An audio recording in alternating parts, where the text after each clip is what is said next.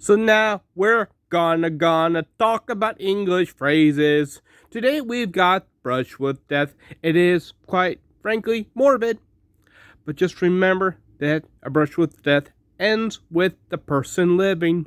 Now let's get to talking about what brush with death means.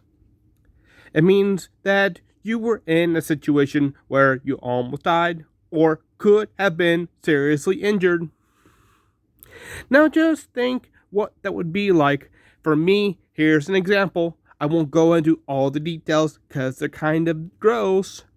But a few years ago, I was in the ER, and it's the hospital if you don't know what that means. It means emergency room. Emergency, it also refers to the emergency department.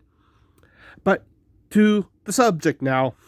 My blood pressure got to 60 over 40. What's weird is I could stand unassisted, but that's really bad. That's like shock value. Even the doctors were surprised that I knew what was going on, because that was like you were in shock, a very bad state. But I saw my blood pressure go to 40 over dash dash. At that point, I whited out. I almost died. But that was a brush with death. As you can see, I am here today. But just remember, brush with death can also mean you were in something like a car accident, but you got saved. Or you were almost hit by a car. Or you were almost hit by something and you just narrowly escaped serious harm or death. But I made it now. Just think positively.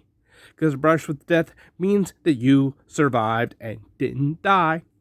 So just remember, a brush with death can mean that you avoided serious injury or death itself, but you almost died, but you are still alive.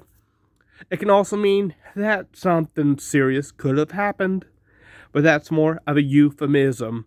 Euphemism means that something is made to seem less severe than it is.